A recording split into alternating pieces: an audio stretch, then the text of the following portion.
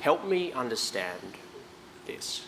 I watched your speech last year in February on the Senate floor after the second impeachment vote on Donald Trump, and it was an extraordinary speech. You spoke very powerfully against the most powerful figure in your party, the president, and you said Donald Trump's actions preceding the January 6th insurrection were a, quote, disgraceful dereliction of duty, and that he was practically and morally responsible, your words, for provoking the events of that day.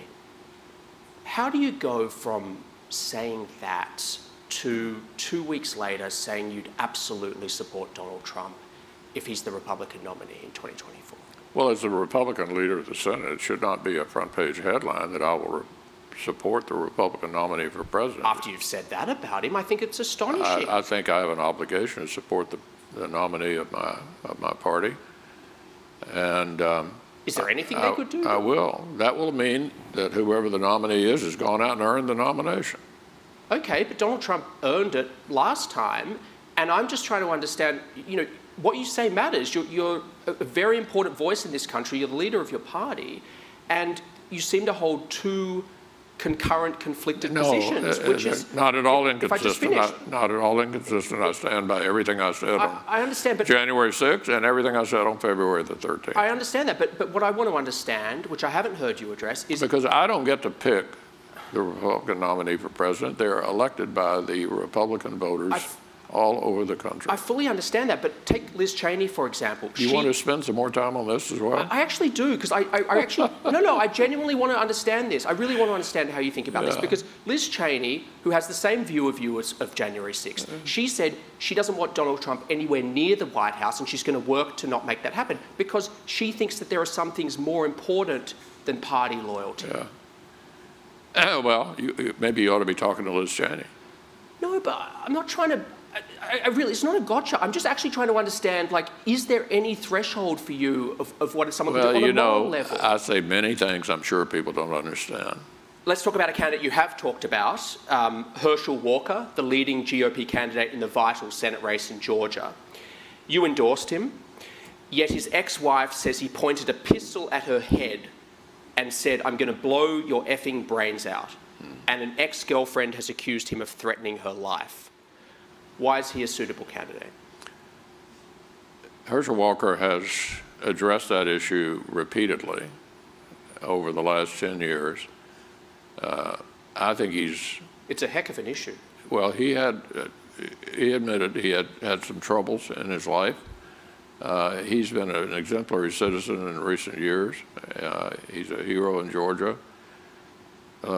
Almost every candidate's had troubled periods. I mean, I don't know that almost every candidate has pointed... Look, I don't want to argue with it. I think Walker is completely electable. He's actually ahead at the beginning of this race, and we're fully behind him. How did you, absorbing those very troubling allegations, talk me through your process for coming to the conclusion that you could put your name, Mitch McConnell... Yeah, well, I did that, and I've endorsed him. But how? How? Yeah, because one of your top operatives on the outside, Josh Holmes, when the first story came out with all this, he said, "Oh, I've never seen, this is terrible." How did you go from, I assume you had a similar, maybe you didn't, maybe you thought it was fine, but I doubt you did. How did you come from that to supporting him?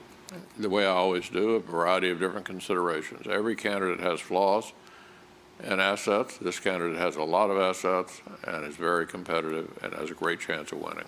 Just in case there's any doubt, if you're wondering why Mitch McConnell would go from saying that Donald Trump is responsible for the events of January 6th to saying that he would absolutely vote for him if he's the 2024 nominee, it's not because he has some mandate to support the Republican nominee regardless of who it is, as if he's got zero agency and is just some pre-programmed drone. It's because he's a partisan hack who is incapable of putting country over party. That's all. And granted, it's not impossible. Liz Cheney did it, Adam Kinzinger did it, plenty of quote-unquote never Trumpers did it. The difference is that Mitch McConnell will gladly trade any semblance of morality for power. And by the way, the fact that he even acknowledged Trump's culpability in the events of January 6th makes that even worse, because it shows that he's capable of differentiating right from wrong.